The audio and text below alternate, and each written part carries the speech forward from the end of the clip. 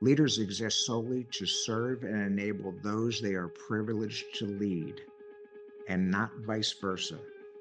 Show people what right looks like, because without a good culture, you'll have a mediocre organization at best. We're thrilled to welcome an exceptional leader and innovator to the Culture is an Inside Job podcast. Mike Ettore is a decorated Marine Corps infantry officer and combat veteran with over 40 years of leadership experience spanning the military, corporate, and coaching worlds. During his corporate career, Mike served as a trusted C-level executive for a billion-dollar professional services firm. Today, as the founder of Fidelis Leadership Group, he coaches and mentors leaders across industries. Mike is the author of 4 impactful books on leadership, including his newest, Trust-Based Leadership, and the host of the Fidelis Leadership Podcast, where he shares actionable insights for leaders at all levels. Please join us in welcoming the inspiring Mike Ettore to the Culture is an Inside Job podcast. Welcome back, everybody. It's great to see you, Scott and Karen. And today we have an amazing guest with us, Mike Ettore. And before we go any further, I'm going to let Karen introduce Mike and to get us started, because they were the ones that got connected, and Karen brought Mike to us. So, Karen, I'm going to kick it over to you. Okay, great. So thank you guys for being able to bring Mike into this. Somewhere along the way, Mike, you came across me and invited me to come be a guest on your podcast, which was a really great experience. We've stayed in touch ever since. I view you as a mentor, as a leadership guide, and you just really changed my life in terms of seeing things through the lens of where's their opportunity. So thank you for that, and thank you for being here and being able to share your story with us. No, it's my pleasure, privilege to be here. And by the way, Karen, I look at you as the same. I've learned a lot from you during our podcast, and I follow you on LinkedIn and all of that. So I jokingly refer to myself as being the world's oldest leadership student at the age of 68 plus. I'm sure there are other ones, but you get the point. I'm always learning. Not a week goes by, I don't see something like, how did I not know that, related to the art and science of the craft. And I've learned a lot from reading, talking to you, and all of that. So it's from my perspective, a mutually beneficial relationship. So thank you. Love that. Thank you. Thank you for allowing that mutuality to flourish. Yeah. So where do you want to start here? What question is burning that you would want to be able to answer out there? What the world that we see right now, there's so much going on through the lens of being a leader, through the lens of being not just the Marine, not just an executive, not just a father. What's happening right now that you see that you want to address? Thank you for that. I would say that I have a quote that I put when I sign books. I have a little sticky that I quote, and then I personalize it. And the quote is a Mike Ettore quote. I'm fond of creating quotes, and it's the leadership is the secret weapon on every battlefield. And so, I served in the Marine Corps for 24 years. You've mentioned that. And then as a C-level executive in a publicly traded company at the billion-dollar plus level for 15 years. And now an executive coach since 2015. I was a parent, wrestling coach. I had 2 sons that wrestled. I'm exposed to the sport. And in every single environment that I have personally been in, observed, studied, read about, the common denominator in the ultimate long-term survivability and success of that organization is leadership, without question. Sometimes different environments call for different leadership, but sound, ethical, concerned, caring, effective, detailed leadership, there's no replacement for that. So I would say leadership is what's needed across the world right now. We have elected officials, and in America's divided right now, both major parties that you look at them on TV. Is this guy telling me the truth? We don't trust them. We don't trust the media. I'm generalizing now, That's you right. know. It's true. We look at everything with suspicion. Foreign countries, we don't trust them. They don't trust us. What's going on? And I think sometimes in recent times, the worst the worst characteristics of human nature have emerged to kind of overshadow the positive side of it. And I think the answer to all of those dilemmas is just solid ethical leadership. And I've yet to find I've found organizations. Well, let me say it this way to bolster my argument here. I'm not aware of any organization deemed excellent, the best at what they do, or even top 10 at what they do, their industry, their niche, their sports, that is not led by really good leaders. I don't know, I'm not aware of any organization that survives over the long haul with sustained superior results that is led by defective leadership at the top. Because I truly believe that as go the leaders, so goes the team, always. And so I was raised in a Marine environment where Marines are expected to be truthful and honest and act with integrity in all they say and do at all times, even in the face of death, injury in combat, the loss of your Marines, or in peacetime, the loss maybe of your career, saying something that doesn't fit the narrative, that the party line is saying and all of that. So it's just all about leadership. That's my thought. I'm already rambling on this. I can be an evangelist on this. I'm on the soapbox. I'm a leadership guy, and I've yet to find a problem in any organization, be it tactical, technical, ethical, whatever, that doesn't eventually go back to leadership. You find me a sales company that's struggling with sales, ultimately you'll have the senior leadership have made poor decisions, unwise decisions, tactically wrong decisions, or whatever the case may be. So I'll shut up now and No, it's let all you good. follow up. Yeah. So just to kind of stay in this idea here, when you see that it's not working, the dysfunction, what needs to happen to help bring leadership rise back up to the top? Like, you've been in Yeah. this situation.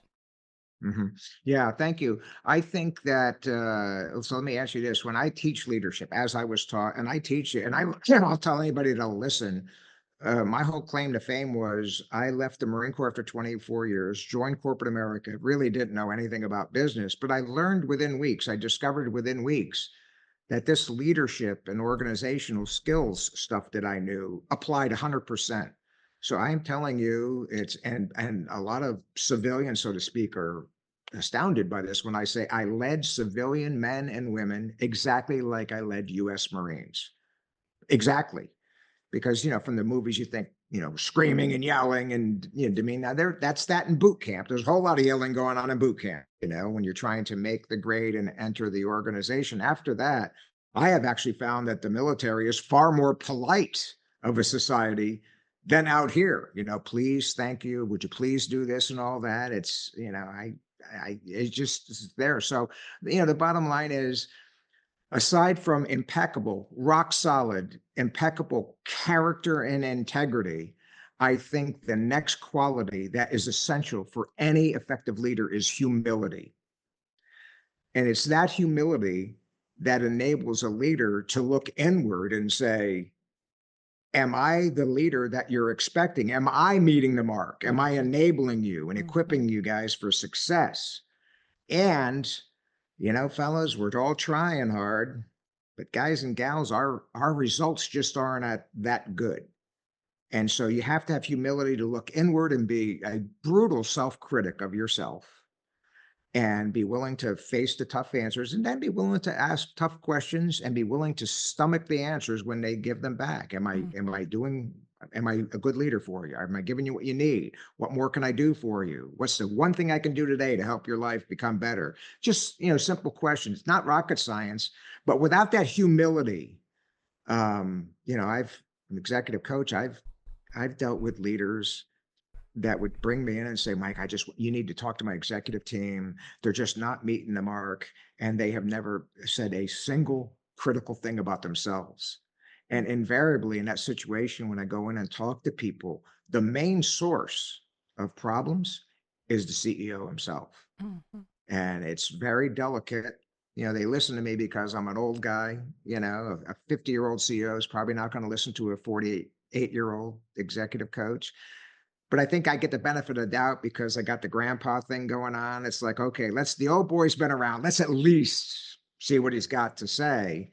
And I would say about 50% of the time they have the epiphany like, whoa, I've never asked those questions of myself. And now that I've asked them and I'm willing to face the answers, I realize I've been the main source of friction and ships passing in the night in this company. So long answer, but I think humility of leaders to ask of themselves, am I doing it? And ask others, how am I doing? And then to be willing to ask, is the organization accomplishing our mission statement and our annual goals and objectives? As simple as that. You either are or not. And if you're not, tactical problem, business problem, climate's changing out there, business climate, interest rates, whatever the case may be, and or less effective or ineffective leadership from the top on down, refusing to see the market change, refusing to see industry trends, sticking with a product that this is our main product, except it's passe now. It's last generation type technology or whatever. So hopefully that, answers what you're looking for. Yeah, thank you. Thanks for sure. Wendy, what's coming up for you? Yeah, I think what's coming up for me is, since, we're on, really the topic of too, like how you define leadership, right? All the things that you've mentioned. And I think we would all concur, like those are, such important pieces to being a strong leader. One thing we were talking about before we actually officially started recording was vulnerability. And so, Mike, I'm curious, in your opinion, what does the role of vulnerability play in leadership? Well, I think it's I think the vulnerability, you have to have the humility. I just, Mm-hmm. did a sermon on that. And right next to that is, linked. If they were Lego blocks, they'd be linked, vulnerability with that humility. The humility enables a leader to be vulnerable. And I call it the leadership epiphany. And the leadership epiphany is, every leader, every good leader has it eventually. And they always wish they had it earlier in their career. But I wasn't taught it. So as a leader, I probably didn't have this till my mid-30s. And that was well into my Marine Corps career. I'd been in charge of a lot of Marines, peacetime and combat. And the leadership epiphany is the day that a leader sits back and finally has the thunderbolt hit him or her and says, I don't have to be the smartest person in the room. My people don't expect me to have all the answers all the time for any situation or problem.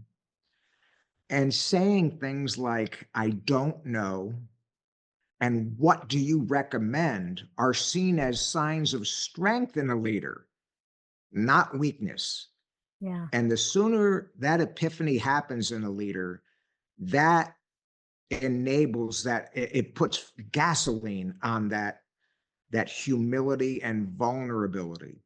Mm-hmm. And you're all aware of, what I call the great Patrick Lencioni, a very accomplished author.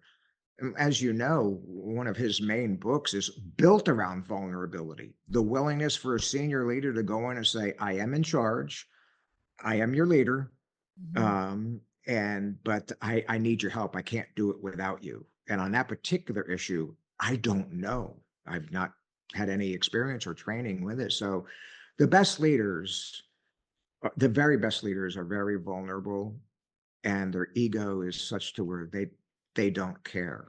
And I starred in that show in corporate America. I was hired by a big company to start a leadership development program, which I felt entirely comfortable and personally experienced to do. But very, very quickly, it was during the dot-com crash. And so our stock went from $32 to a buck 50. We almost got thrown off of the stock exchange and made into a penny stock. So executives were bailing. So that was bad. It was a tough situation, but there was a lot of opportunity for me. So a couple of years after I joined, they put me in charge. They made me the CIO. And computers were new back then. A lot of younger people laugh at that, but I only had one computer in the Marine Corps. That was my very last duty station.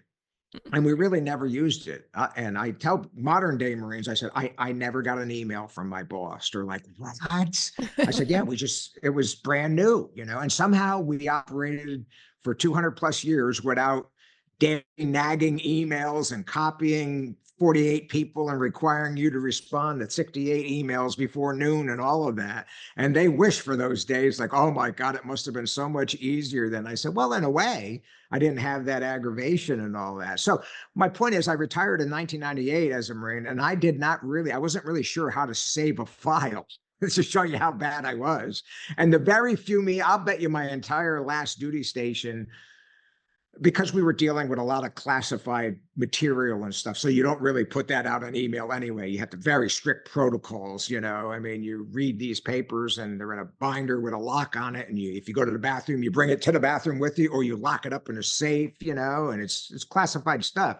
So I didn't really have to send email. I probably sent less than 20 emails in my last duty station, but they were in all caps because the shift key was there's too much for me to comprehend at that. I was not a technophobe, but I was not technically inclined by any means. And I'm like, what the hell is this email stuff? I didn't understand where it was going. Fast forward 2 years and I got better. I actually learned how to forward an attachment and all that. And I could learn the shift key, and I was sending email in corporate America now, but they asked me to be the CIO of a 176 person IT group, $45 million budget. And they had just fired the second legit IT guy, computer science degrees, master's degrees, CIO in a row. They said, Mike, out of desperation, would you take it and provide some adult leadership? And so I knew nothing about it. And there were great people in there. I had no choice, folks, but to be vulnerable. So when they introduced me, here's your new CIO, the whole group all of them were in this big auditorium. They were like, they knew me. Yeah. And I thought, hopefully they thought, well, we know Mike, he's a good guy, but the CIO, this guy routinely calls us and asks us, how do I turn my computer on? Like my computer's jam. Yeah, Mike, we have to do this, like, oh, okay, thank you. And they leave my office like, geez, this guy, yeah, Jesus, this guy, hire him some help or something, And so I had no choice but to be vulnerable. And I told them, look, I'm as surprised to be here as you are to see me. I can't provide any technical background. I have been your customer for 2 years, so I know there's problems here. And I think I can help when it comes to leadership and organization, but we're not going to succeed without working together. And I firmly believe there's more than enough technical expertise down here. You folks know what the problems are. I'm not sure you've effectively addressed them, having the right meetings or just be willing to tackle the tough issues. And with those great people, and again, I cannot offer any technical advice. Within 2 years, they took that IT group from the company's largest back office liability to where we were pulling off major software implementations, and we actually made it look easy. It became an afterthought. Like we want to install this big software system, this is CRM and all of that. And of course, the tech group will have this mastered. They'll, if they tell us they need 18 months and $8 million, it will be done in 16 months for $7 million. They're great, And it was much less about me and all about the talent and knowledge and experience that was latent in that group. and it just needed that leadership chemical added to the stew to make it a really good meal, so to speak, you know? And Yeah. so after that, they put me in charge of marketing, started a social media group. I did know a little bit of social media. I was a fan of internet marketing and all that. I had done a little bit of studying. And so at that point, I might have been the only executive in the company that had a Facebook profile. And LinkedIn, they just said, "Oh, we're not doing that. It's a waste of time." And I said, "I think this is the wave of the future and all that." So they said, "Mike, you know, we're getting torn up on earnings calls. The Wall Street analysts are asking us, why don't you have a social media presence and this and that?" So they realize we have to do this now. Would you start it? You seem to be inclined toward it. And I said, "Sure." So I commandeered about 6 young ladies, recent college graduates, yeah, who, because of their youth and age, they were all over social media, even in its infancies, and they started a social media department, and I gave them resources and all of that. And within 2 years, our website and social media channels was responsible for a verified $100 million in gross revenue.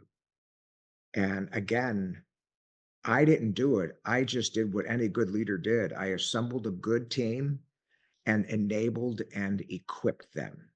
So I know I'm rambling and diverting here and all of that, but hopefully this resonates for what you guys are looking for. Yeah, absolutely. And I mean, it really does go back to, and I think all that story, Mike, and that's why what we love, in our episodes and our podcast are the stories, because that's what Yeah. matters. And I think people really can connect with that. And, the initial piece that you started talking about was that whole, when, that vulnerability, right? Humility allows leaders to be vulnerable. And then there's that leadership epiphany. And so part of that too was in your story, it's like the realization that you're stepping into the unknown, you're trusting your own leadership skills, even if you don't have all the answers. And I think so many times as leaders, again, we feel like, that's where we put our value, and having all of the answers and telling people what to do. And if we're not doing that, then where's our value? So I loved you talking about that. And Scott, I'm curious with you, like being that you were CEO in a corporation, how do you relate to what Mike is talking about with regard to that leadership epiphany, right? And the willingness to be able to let go and lead, even if you don't have all the answers. Yeah, Mike, I want to say thank you. And I think the most interesting thing that you said, and I'm going to answer your question first, but was the fact that my opinion of the military is I would have never made it because I'm not a very compliant person. But maybe based on what you said, maybe I would have. But I Yeah. think when I think of leadership, and especially my experience, even at MB, my whole world changed when I stopped talking and I started listening. Because there was when we talk a lot in a meeting, quite frankly, this is just my opinion. It is really because we're afraid, we're scared. We're afraid someone's going to find out we don't know enough, so we just talk. We just talk our way around it. And actually, Lancioni wrote a book called "Death by Meeting." It's a great book. And what you'll find is great leaders, they talk a lot because they're afraid. And what's even more incredible, and Mike, you even said this, is help is the most powerful word in the English language besides the sound of your name. Someone yells Wendy, you're going to turn around. I don't care if you're in a stadium or in the grocery store, you're going to turn around, Wendy.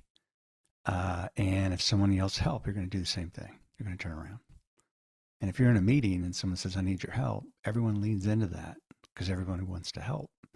But when someone says, I need your help, it gives them inspiration. It gives them, I don't want to say power in a bad way, but power in a good way. Like, this person wants my help. And as a leader, if you're the last one to speak in a meeting, that's really powerful. We used to have our, director of HR, her name is Suzanne. She used to always say, you're not saying much. I'm like, I don't have to. She was like, what do you mean? I'm like, you guys are, I mean, I would trust me. I'll say something. But no, you guys, you're doing a great job. I don't have to say a whole lot. She was nervous. I'm like, well, don't be nervous. Like, you guys are doing a great job. So I really appreciate. Now, it took me a long time to figure that out. Oh my goodness, it took me. And looking back, it was all ego. It was 100% ego, which sadly was just fear. It was just fear. There's just a little boy that was just afraid to ask for help. Yeah. Hey, Mike, I got a I have, question for you. So you have grandkids, right? I do. Yes, three Yeah. of them. Yeah, they're all, we should have had them first, right? Oh, yeah, exactly. I'm a much better parent now. I say, all Yeah. right, son, I've been there, done this. I'm going home. You know what I Yeah. mean? What, Now you handle it. what's your youngest grandchild? How old? About 15 months. 15 Oh, months. Okay, what's the second one? So I have three Okay. grandchildren, going on 13, Hmm. 11, and then my other son and his wife just had a brand new baby, and she is 15 months old. So it spans from almost 13 to 15 months. Okay, is the 11-year-old a boy or a girl? It's a girl. The 13-year-old's a boy. The 11-year-old is a girl, and the little baby is a girl as well. What's the 11-year-old's name? Brooke. Brooke. What does she call you? My grandchildren, when my son had and his wife had the first child, Cole, my grandson, they said at some point, what do you want to be called? And so I said, well, there's a lot of grandpas around, and the wife's father wanted to be Pop Pop, and I said, how about the major? How about major? Ooh. My final rank. And they said, done. that's cool. And so all my grandchildren, hi major, hello major, and all of that. And I put a post on LinkedIn about this, a humorous post. I think they call me major. And in the Marine Corps, there's a old tradition of addressing seniors in the third person. So if I was a captain and I walked in the morning and there were people there that were lower ranking than me, they would stand up, say, good morning, sir. How was the captain's workout this morning? I said, oh, it was great. I ran 5 miles. I feel good. It just kicked my butt and all of that. So I joke that once they become teenagers, my grandchildren have to start addressing me like, good morning, Major. Would the Major like some more chocolate chip cookies? The Major's looking very strong this morning, and I'm just joking, but that's what they call me, Major. I just figured that there's a ton of grandpops out there and pop pops and pawpaws. I'm the Major, That's so I stuck cool. with it. Wow. So I got a question for you. So Brooke comes up to you and says, Major, um, Major, you talk about, so how do you answer Brooke's question if she asks you, what is leadership? If you had to explain that to Brooke, Mm. what does that look like to an Well, 11-year-old?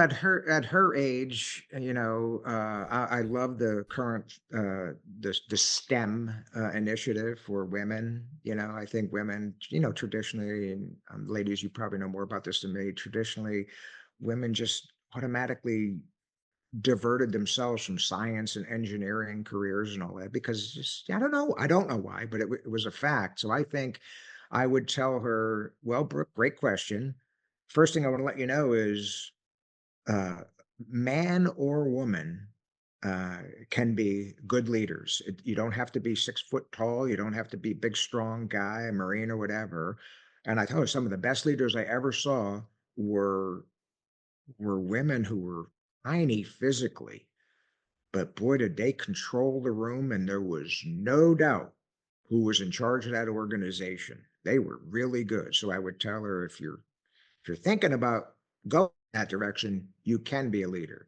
Secondly, I them leadership is the art where one person at the top assembles a leadership team and through artful application of the science of leadership, somehow manages to corral and coordinate and channel the efforts of a diverse group of people, different ages, different specialties, different departments, and focus their efforts toward unified goals that help the company accomplish its vision and mission. And that's what I would tell her. Leadership is a learned skill. Much she's a cheerleader. She's in high level competitive cheerleading, national championships level. And I would tell her, just like you didn't know anything, and then you started and you had talent and you got good, but you practice 6 days a week and you go on all these road trips. Same thing with leadership. You have to immerse yourself, become a student of it, and you can become a world-class leader. I believe anybody has the ability to become a world-class leader. Don't have to be in a world-class organization. You could lead the mailroom in a, $1 million company, not Fortune 500, and be a world-class mailroom leader of the other three fellows or gals that are delivering the mail and taking the packages every day. So kind of a long answer, but that's what I would tell her. I would encourage her. I would define what leadership is. I would define that she's capable of doing it. And I would define that at the essence, it is the ability to harness the efforts of others toward unified goals. Mike, so quick question. You have written several books coming back to this whole like teaching us kind of thing. And I love your book. The big book. Oh, thank you. Yeah. Trust-based leadership. Yes. Yes. Trust-based leadership. Is that your most recent project? Is that your most recent book? No, that was my first book, Karen. And folks, what Karen's referring to is I wrote a book. Again, it was my realization that, my Marine buddies were asking me, Mike, I'm about to retire. How'd you do this? And I said, no, listen to me. You don't have to go get an MBA. That's good, but it's not required. You have already learned enough leadership and organizational skills to be good out here. And then I realized as a coach, I needed to be teaching this. And so I wrote that book. It's 574 pages, and it serves as a curriculum for my coaching and training. So if I coach somebody, I'm like, okay, Susan, before next week's session, I need you to read chapter 13, 32, 58, and 70, because they're germane to where we're at right now.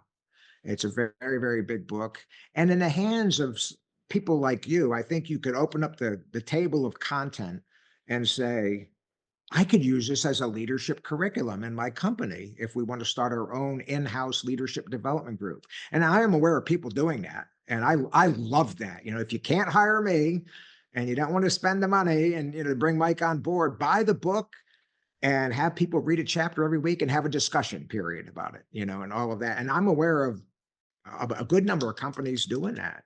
So yeah, that was my very, very first book. It's all captured there.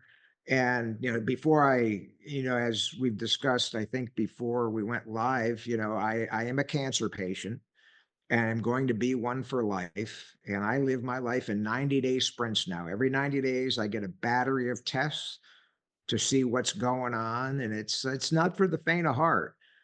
But before I even got sick, I said, I was very aware of my mortality.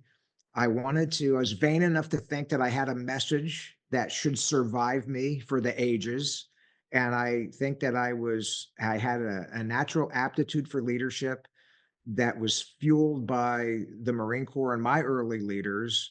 And they, they basically told me earlier on, you're good at this. I was a young enlisted Marine, and they said, you're good at this. And then eventually, a couple of years in, have you ever thought about getting out, going to college, and coming back in and be a commissioned officer? And at that point, I hadn't thought about that. I had no interest in going to college. I wasn't a good student in high school. So, it always reflects back to leadership. So that book is going to survive me. And then, of course, I've written several others that complement it, much shorter, obviously. I'll never do that 574 pages again. That was a beast. I look at it and I'm like, oh my God. I mean, it took me 4 years to write. I got carpal and cubital tunnel at one point because I was writing so much and bad posture. I was just a nightmare. But those books are there. And I am a leadership student. I think you folks understand that now. I tell anybody. And so I am a collector of leadership books, including antiquarian books. I buy them off eBay. Some of them are 150 years old. And what I tell them about leadership, the analogy I use is modern medicine has certainly developed, even in my lifetime. And there are doctors my doctors told me, Mike, we are doing things now as outpatient surgery that when I was in med school 30 years ago, we couldn't even conceive of doing, much less doing it. Yeah, come in the morning, we'll do this. 2 hours later, you're back home. Hip replacements, knee joints, things like that.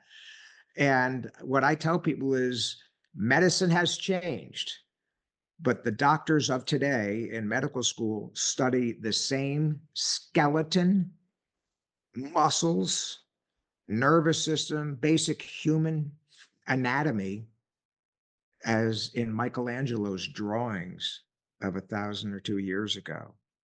And so how I relate this is in all of my studies, the ancient Stoics, who I'm a big fan of, the basic skeleton of leadership in Lencioni's programs, Marshall Goldsmith, all of the leadership gurus, so to speak, and then throughout the ages, Dale Carnegie, they all seem to revolve around a common skeleton, a suite of science, of principles, fundamentals. And so that's what I tell folks is, they're proven fundamentals, proven science. Now, the artful application of it, that's the trick. Some people are better artists than others. And I can tell people the first part of the book, Karen, as you know, is all about the science of leadership. And I tell people, I can teach you the science of leadership pretty quickly. All right, here it is. Here's the fundamentals. How to artfully employ it in various situations with various personalities. Woo, I'm still learning that too. And trust me, I've made more mistakes. And hopefully, if you listen to me, you won't make some of the dumb mistakes I've made in the art aspect of it, And so that's my story on that book. I'm sticking to it. But I have a total of 7 now. I just published a brand new 3 leadership lessons series and all of that, where I take various books. Lencioni is one of them. And I do book summaries of these pretty famous authors and say, here's what he said. Here's chapter 1. Here's chapter 2. And here's what Mike says at the end. Here's how I apply these lessons and all of that. So a total of 7 with more on the way. And so if you go to my website on the homepage, if you scroll down, there's a graphic there of I call it the Uncle Fester shot. My head's there, you know what I mean? And it says my purpose on the top. And it essentially says my purpose is to influence and help leaders develop and maximize their skills during and after my life. And it's the after my life that you have to leave something behind. And so I tell people, and I did it this morning, I tell people I write to my grandchildren's grandchildren every single morning. And they're like, what?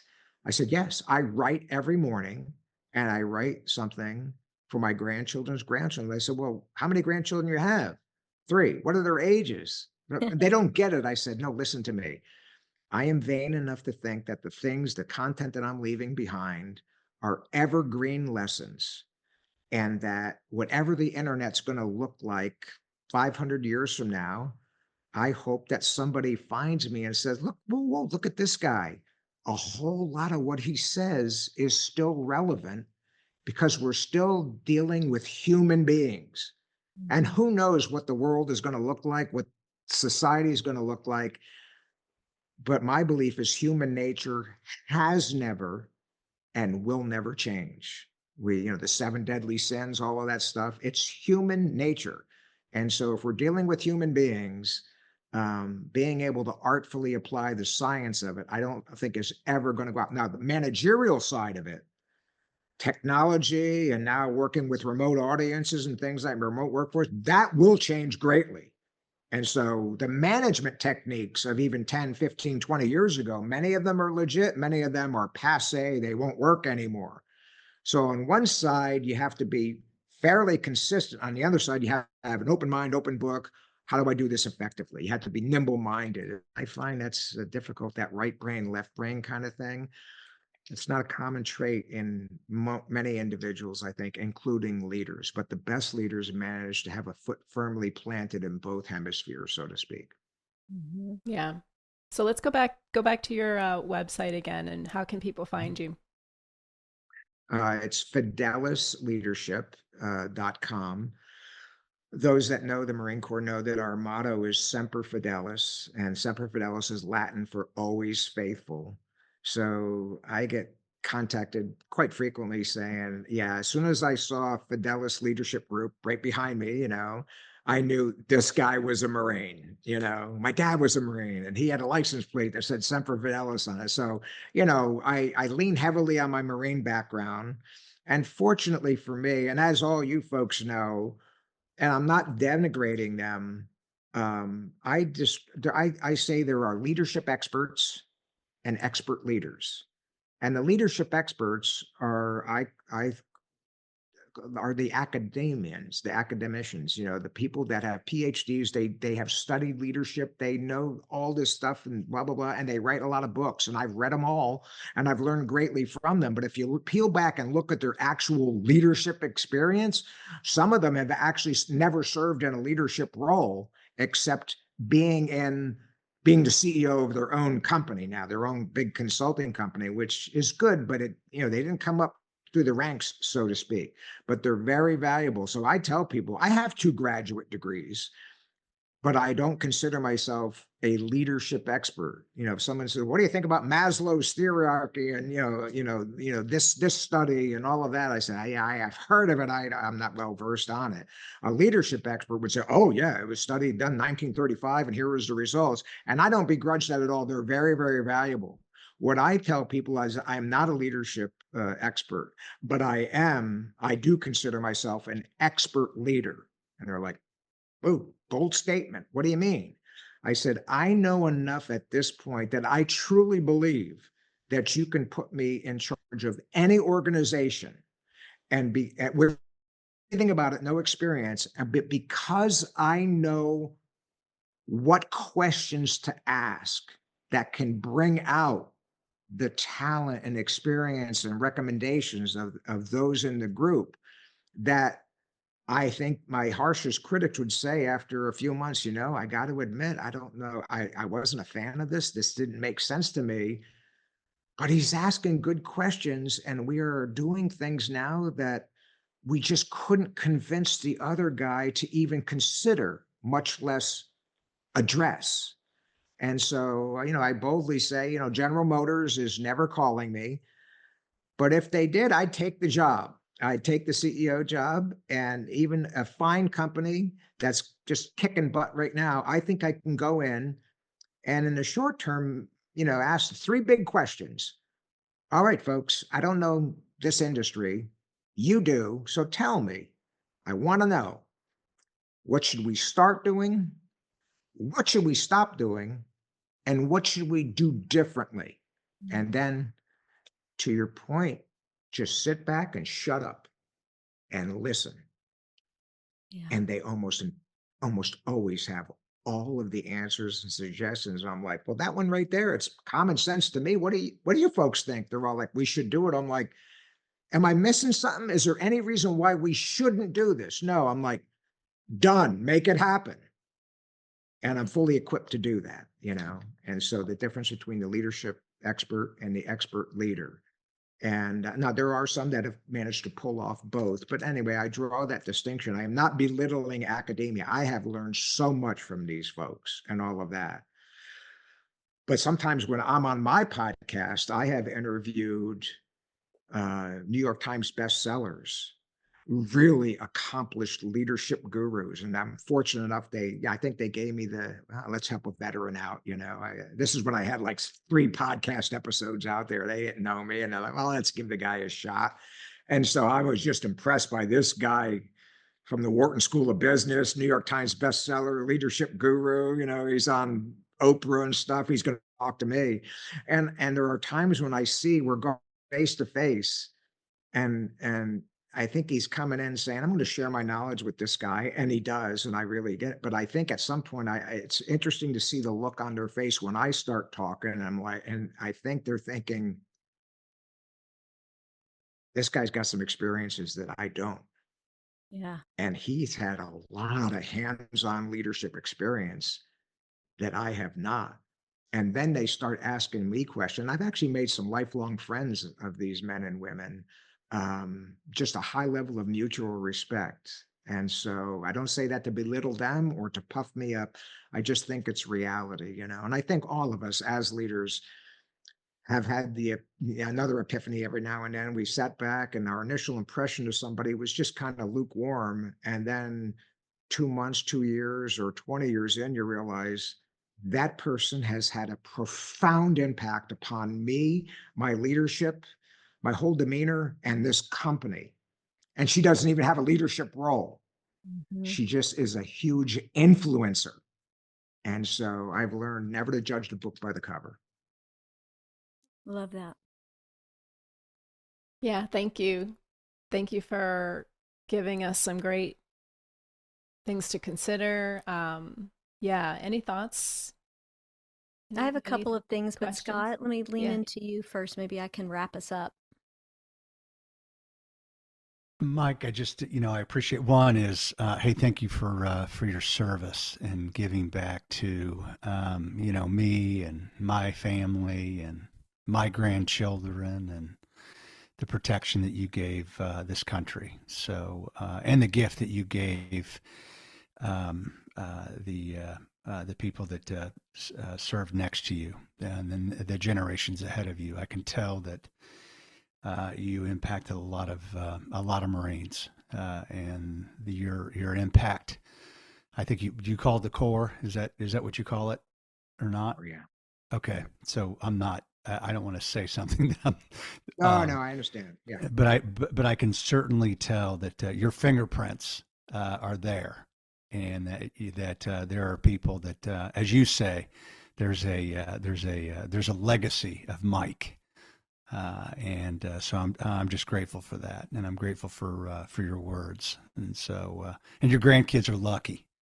They're lucky they got Major in their life. And Yeah. by the way, that's the coolest grandpa name I've ever heard.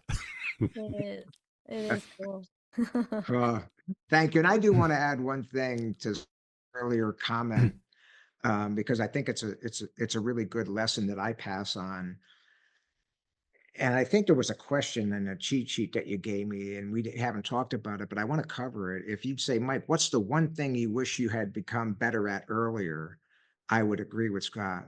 I was a good leader in the Marine Corps, arguably better than most of my peers, if I dare say so myself. I got significant accomplishments and awards from it. And I was a good leader in corporate America.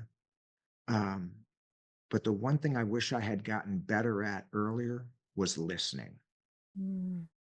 I was never a bad listener, and I was never a dictator and say, hey, and just, to Scott's point, a leader should never tip his hand or her hand at the start of a meeting. All right, we're here to discuss this initiative, and I'll tell you this right now, I'm not a fan of it. I don't think we should do this. Well, what do you think your people are going to say? They're going to say, well, he's already voted. We have to probably just align with him, especially if it's in a culture where they don't have the comfort of speaking truth to power. So I applaud you, Scott. That's a great leadership technique. Sit there, arms folded, pose the question, shut up, let people talk. And then I learned also to say, great insights, folks. Let me noodle on this for a couple days. You don't even have to make a decision right there in many cases, And so I was never a bad leader, but I was doing what many leadership coaches accuse people of doing. I was listening, waiting for that person to stop talking so I could give them the answer that I had before I even asked them the question. I was waiting for them to stop so I could evangelize and share my wisdom with them. And I learned at some point, I worked for a really seasoned executive who was the best listener I'd ever experienced. I'd meet with him and he'd say, Mike, what about this? I'd say, well, Bill, I, I put a brief together, and he'd let me talk for 30 minutes without interrupting. And then he'd say, okay, are you done? I say, yep. And he'd say, good. Now, early on, you said this. Tell me about it. Tell me. He listened. He mastered the art of listening. And he was my leader. I learned a lot from him, and he was a real role model in that. And so I tell people I was never a bad leader. Arguably, I was one of the top tier guys in any environment I was ever in. But boy, once I learned how to listen and shut up and reserve your comments and let people talk, it's like, again, pouring rocket fuel on the talent in your company. Because how I would have answered or provided my guidance initially, when I let people talk, I realized, Jesus, Mike, it's a good thing you didn't say something up front. This would have been embarrassing. You had the whole entirely wrong read on this situation. Yeah. So there's a little bit of self-preservation in that technique as well, So Amazing what we can listening learn. has proven me wrong far more than it's proven me right. I'll say that. That's great. Thank you, Mike. And as Scott said, and I know from all of us, culture is an inside job. Yes, thank you so much for your service, and thank you for your time today. And one of the our podcast is called Culture is an Inside Job, and I think one of the things that you have shared with us that to me is most profound is the whole piece really that's tied to legacy, right? And how you write to your grandchildren's grandchildren, every day. And while all of what you said makes a huge difference in the workplace and for, the leaders within the workplace, to me, the biggest piece is that legacy and that ripple effect that they're taking home with them, right? So, I just want to call that out because I think sometimes we don't see the impact of that, and that piece is really huge. And one thing that we say we try to remember to say at the end of every one of our episodes is, let's go inside, right? And so what we mean by that is, of what you shared today and we talked about in this episode, what would you invite our listeners to step back and go inside? And if you were to give them one thing that they could take away from today or to take an action around this and what you shared, what might that be? What would you like them to go inside with? Yeah, I would say it's a semicolon answer. So the first thing is, leaders leaders exist solely to serve and enable those they are privileged to lead, and not vice versa. And that they should relentlessly evangelize the culture and core values that they want their organization to exhibit. And they should, through their behavior and actions every single day and all they say and do, show people what right looks like when it comes to the culture, ethos, and core values of the organization. Because without a good culture, you'll have a mediocre organization at best. Yeah, that's great. Thanks. That's a great way to end this. So with that, we wish you the best, Mike. Thank you again. And My pleasure. to all of our listeners, we will see you soon.